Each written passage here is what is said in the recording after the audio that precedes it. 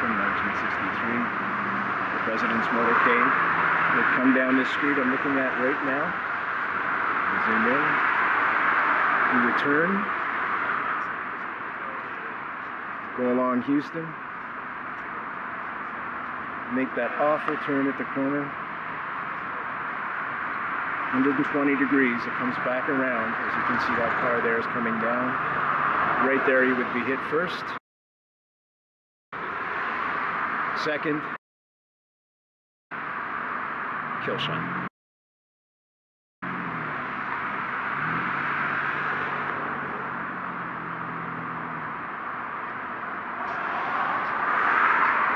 Once again, look at the angles.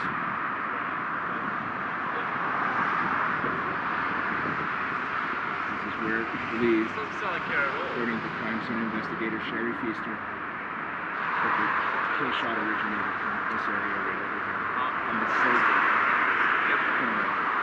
southwest corner of Dealey Plaza.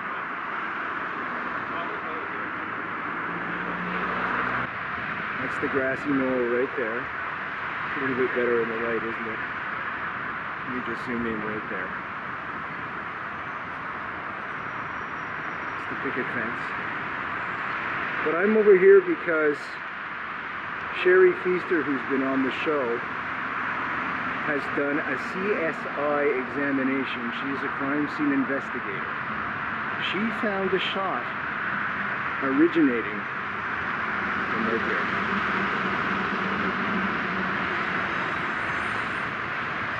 I'm going to go over there, across the street, without getting killed, and show you what that view looks like. Not a bad spot, eh, folks, to kill a president? This is where Sherry Feaster believes the shot originated from. This would be the angle where that motorcade would pass by JFK's final route. Let me just zoom out. Straight ahead, you can see the Texas School Book Depository, the 6th floor. I'll just zoom in right here, where the alleged sniper took his shot, Lee Harvey Oswald. Let me just zoom out again. I will have to step over here a little bit. Show you the Dow Tex building, where they found in 1977 an empty shell right on top of that roof. And once again, doesn't that look like a good spot to kill a president from? As a matter of fact, that's where they arrested a fellow by the name of Jim Braden, a known mafioso. They released him. He was a known bag man for the mob. Fast forward to 1968. Bobby Kennedy lies dying in a pool of his own blood in Los Angeles, the Ambassador Hotel. A few blocks away, guess who's picked up for interrogation? Our very own Jim Braden. What would be the chances of a known mafioso being arrested in two of the places where two of the Kennedys were killed on the same exact day? Also, given the spent shell found on top of the Dow Tex building. So on the right, the darker of the brown is the Dow Tex building. On the left is the School Book Depository. And once again, I'm standing in the area where crime scene investigator Sherry Feaster believes the kill shot, the one that killed President Kennedy, originated from. And that is the south side of the Grassy Knoll.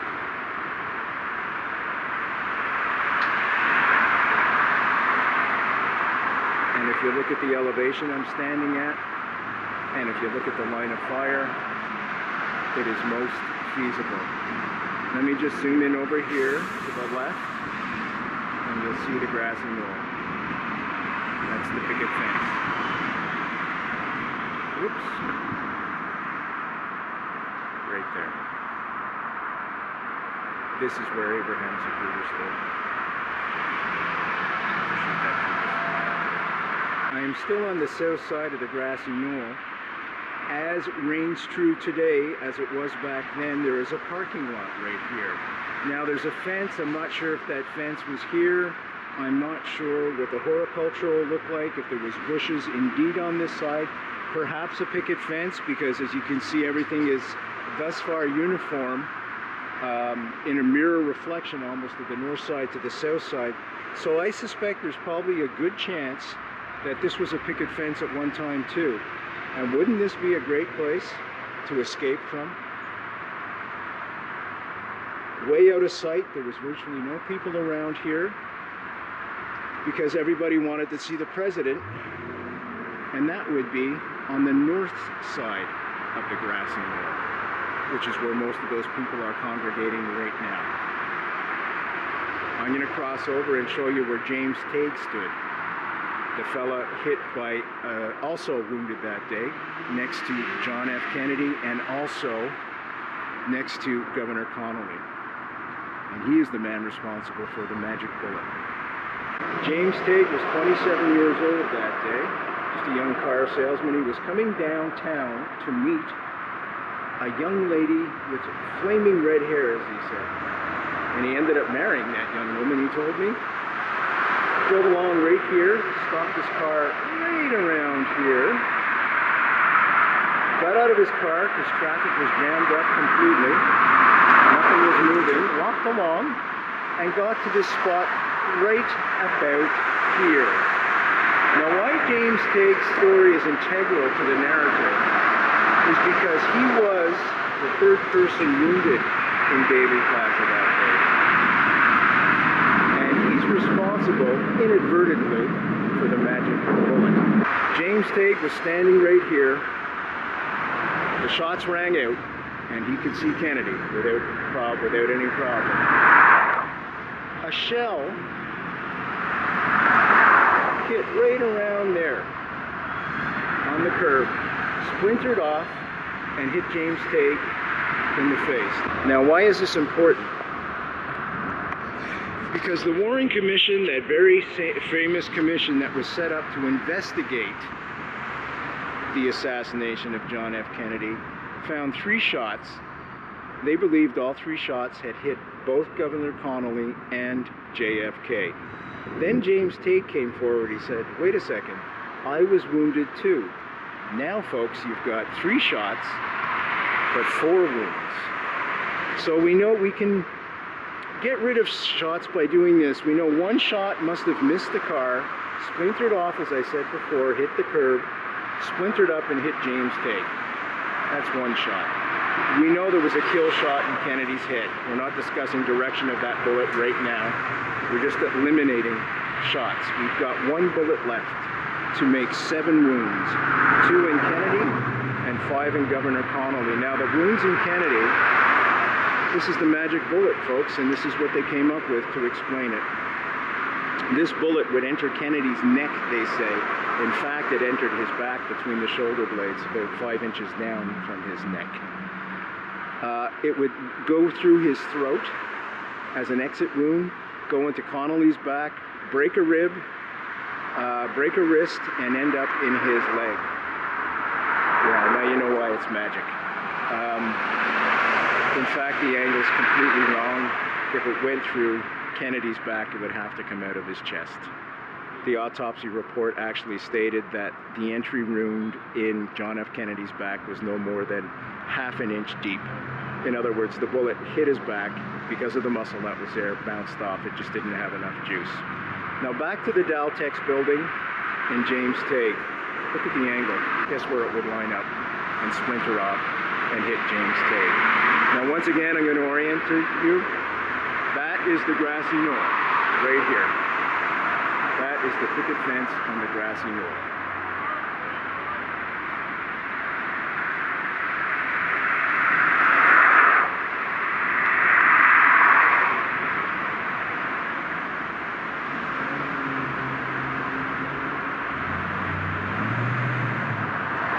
Those folks are looking at a picture taken many years ago.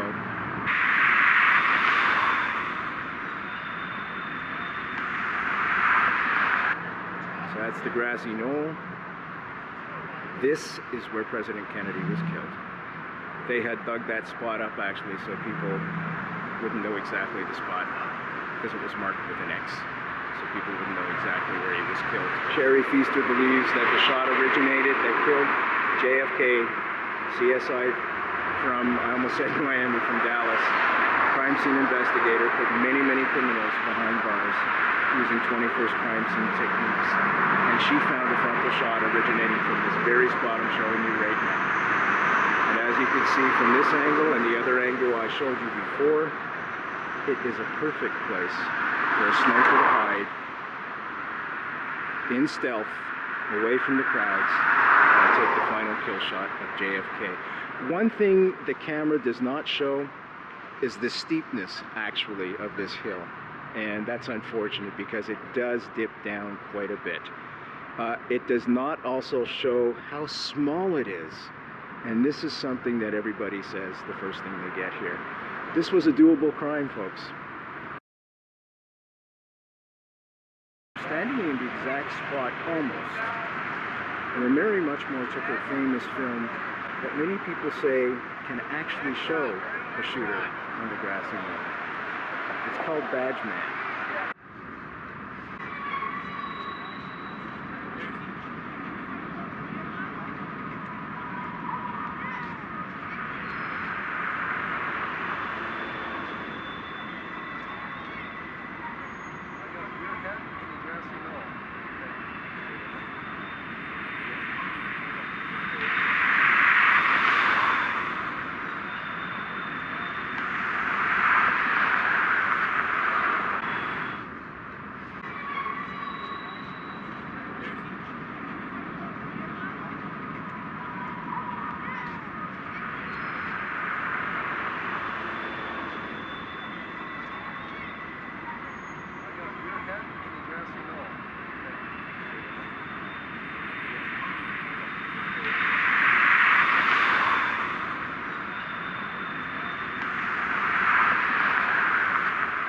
That's approximately where Mary Mormon was standing. That picture I was just explaining to you, the Badge Man.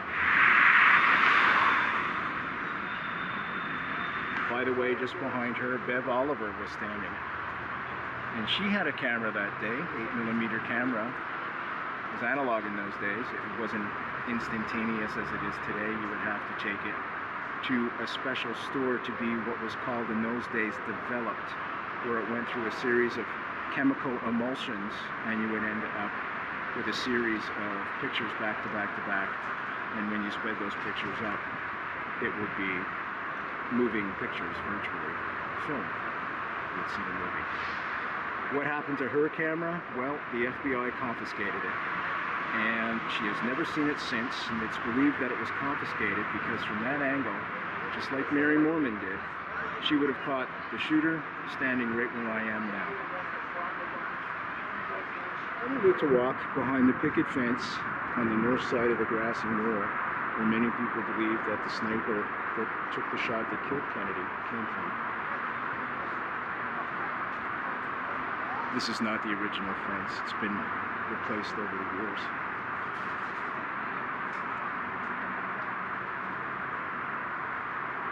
Coming to the corner. Also, I wanted to mention, when I do turn around, that it was a dirt infield at the time.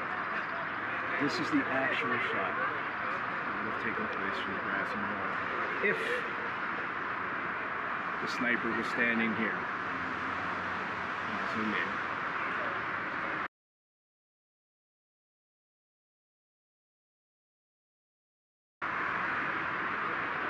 And I think this shot did originate from this position, or perhaps not the kill shot. Let me just show you. You have to look at levels as well. I think there's a good possibility that perhaps the shot that entered his throat may have originated from here. So let me zoom in to show you.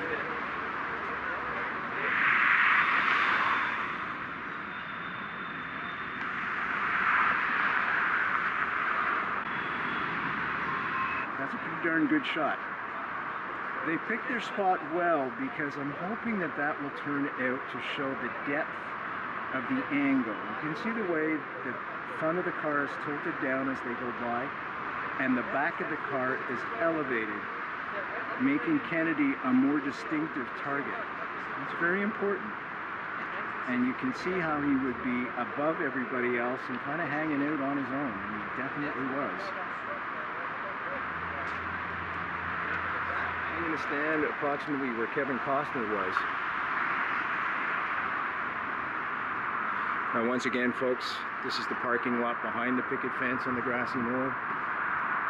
Many cigarette butts were found here. This is where Officer Smith ran into a false Secret Service agent. He was running up here, right around here. He ran into a guy that showed him a Secret Service badge, saying he was Secret Service, and told the officer to keep looking. He was a motorcycle policeman. You can see him in some of the shots running up the Grassy Knoll and jumping over the fence. Why is this important? There were no Secret Service agents whatsoever in Dealey Plaza.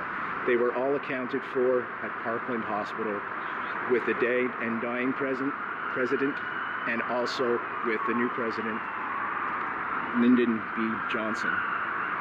Right after the assassination, just like Officer Smith, some officers ran back here to see if there was anybody coming out of the building. Indeed, they ran into, once again, false Secret Service agents. Right back here, who identified themselves as Secret Service agents. Now, once again, those Secret Service agents were all accounted for at Parkland Hospital. There were no Secret Service agents anywhere in Dealey Plaza that day. This is the tower where Lee Bowers was, and his testimony in the Warren Commission said that he saw a flash of light, something out of the ordinary. He couldn't describe it because he was looking down, but the light was enough of a flash that he looked up. Lee Bowers, who I'd mentioned before, was that train operator.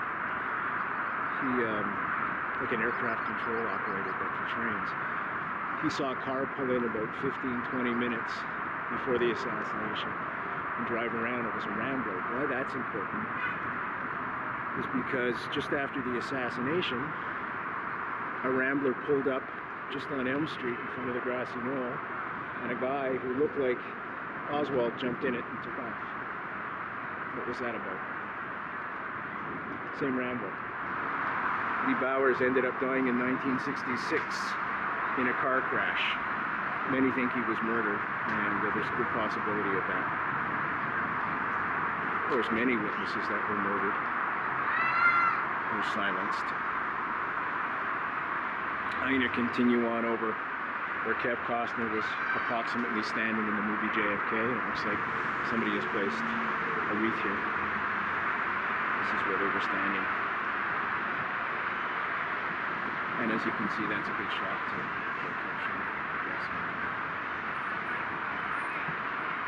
I'm going to continue on over here because there's another piece to this story that I want to get in, and that is about Ed Hoffman. Ed Hoffman, if you can see those cars going by right now, I'm going to continue on this way very slowly because the camera's going to rock. You can see the cars going by. That's a highway. That's the exact highway actually JFK was taken. You would go down through here. There's an on-ramp just on the other side of that. Trains would cross over. Now, Ed Hoffman was standing on the highway. There was a lot of traffic stopped. It's kind of like the fireworks in Montreal, folks, where, you know, a lot of cars used to stop on the bridge and watch it. I think they closed the bridge off now. There were so many cars stopping. They didn't do that then, but a lot of cars stopped. And Ed stopped as well. Now, Ed is deaf and he's mute. He couldn't hear the shots, but he was watching to see what was going on. Everybody knew the motorcade was coming, so he was waiting there for the motorcade to come out the other side of the bridge. He saw the shooter walk the walk I just did, come over to around here, break down his gun, and hand it to another guy. They both took off in this direction. You see the train tracks? Right around there. And they were never seen again. Gone. Now, Ed told his story several times, but he was not fluent in English because he was mute and deaf. So he told it in a language called sign language. Now, folks, you got to realize sign language is a language unto his own. Just like Spanish is different from English, just like English is different from French, it is its own language. You have to have the right interpreter interpreting what you're talking about. Good example of that, if somebody says ça marche bien in French, that means everything's going well, but the literal translation is I'm walking well. You can understand how difficult it could be if you don't get the right translator. It's like going to an online translator where they're going to just translate the word and not the connotation of the words or the phraseology. That's a pretty good example. This is what happened to poor Ed's testimony, and it's a darn shame.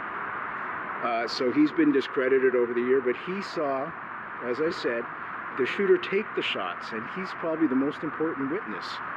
And he's been discounted because he's deaf and he's mute, and it's disgusting in this day and age. 55 witnesses, folks. 55 witnesses believe the shots originated from the Grassy Knoll. In any other murder case, they would have had some sustainability and substantiability. I'm just going to walk over here where no relative, S.M. Holland, was standing.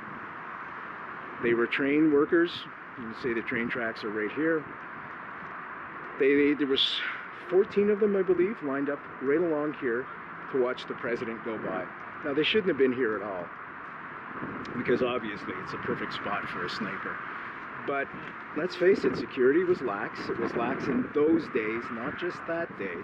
Many people say, oh, there's a lot of open windows.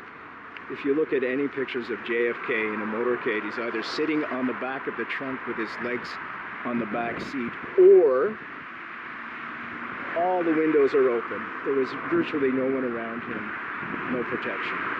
So here's what S.M. Holland would have seen with his friends. And look at the right angle here, approximately. I'll have to do this approximate. This is not a documentary, folks. This is just a walk by.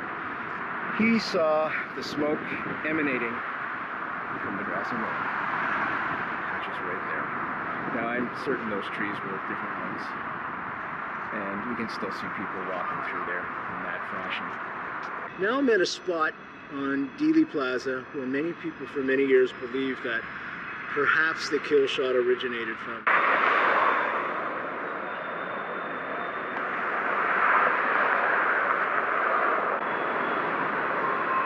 They thought perhaps that a sniper may have been stealthily hidden inside.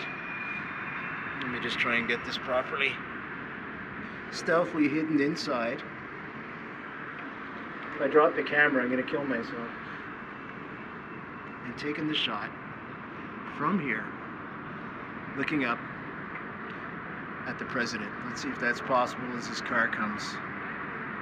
No, it really isn't, is it? Because the bullet would have to be traveling through the car, virtually the side of the car, to hit the president, so the angle can't be done. I want to show you something anyways, because the president was here the other day, and also the other presidents were here.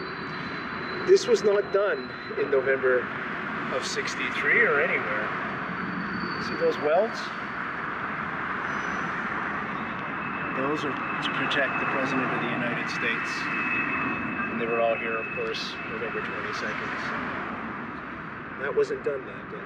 This is another spot. It's very famous. That was the Dallas Police Department. You can still see some of the bars on the windows. That's where Oswald was taken and held until he was murdered in the basement right there. And that's where the truck and the ambulance would come out later on Sunday, November 24th, I'm sorry. And he would be silenced for all time. Jack Tague, a known mafioso. Folks, that X is the exact spot where JFK was murdered. And we'll show the angles here. I'm standing exactly where JFK was murdered. X in the middle of the street in Dealey Plaza. Here's the Grassy Knoll. Here's where James Tague was hit. Also right over here, before the cars start to come again. This is where Sherry Feaster believes the fatal kill shot. I'm going to spin right around very quickly because the cars are going to come any second. 6th floor depository, Valtex building.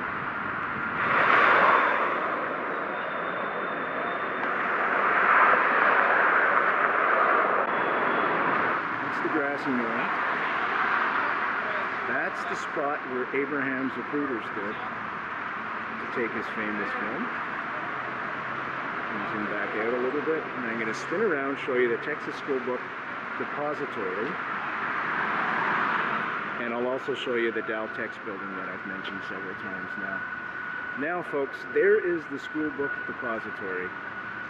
Let me just zoom in. That's the 7th floor. That's the floor where those people are standing right now, above, exactly above, where Lee Harvey Oswald is reported to have stood and taken all 3 shots at President Kennedy. Now we know, as I just explained, how that can't be possible. And you zoom out. You see that tree? I'm going to try and get a shot of that tree after to show you how it blocks the view.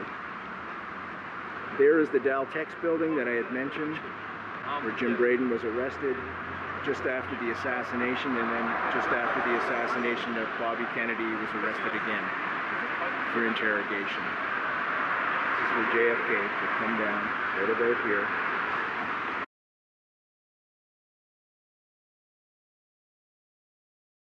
Right about here. And then BAM!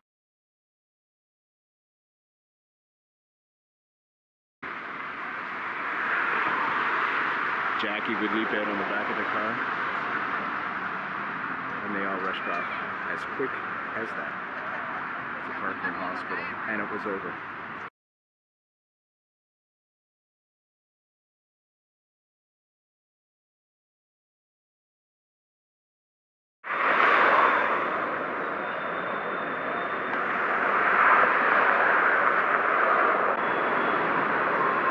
I just can't believe I'm standing in Dealey Plaza.